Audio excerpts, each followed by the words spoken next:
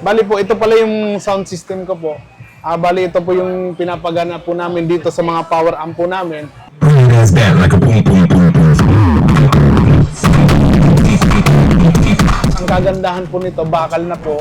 Tapos naka-fiber na po yung pinaka-body niya. Yung pinaka-body niya, naka-aluminum die-cast na. Yung speaker nito, size 18 po, 2,000 watts, dual magnet na rin po siya. Kung naghanap sila mas malaki naman ang speaker, meron din naman po tayong brand to Sunra. D12 na po siya ang laki.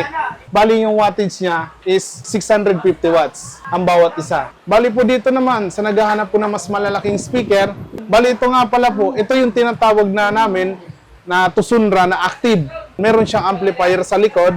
Tapos po, two-way na po siya. Ito pong ground namin, yung RCX15, bali po ito, passive. Ngayon po, gagamitan na ampli natin. Kailangan mas mataas po dito. Tapos, sa naghahanap po ng ampli, sa size 10 po na speaker, match po ito, yung Johnson 902 natin. Power amp, ibig sabihin po niyan, ito yung totoong wattage. Bali, ang wattage po niya, 600 watts. Tapos, ito naman po yung pinakamalakas. CA32 Sunra. Bali po ito, kinakaya po niya, kahit 4 po na 18. Bali, yan po kasi yung match niya, yung package niya, para maganda po yung quality ng tunog. Naka-mixer na po, tapos naka-amplifier na.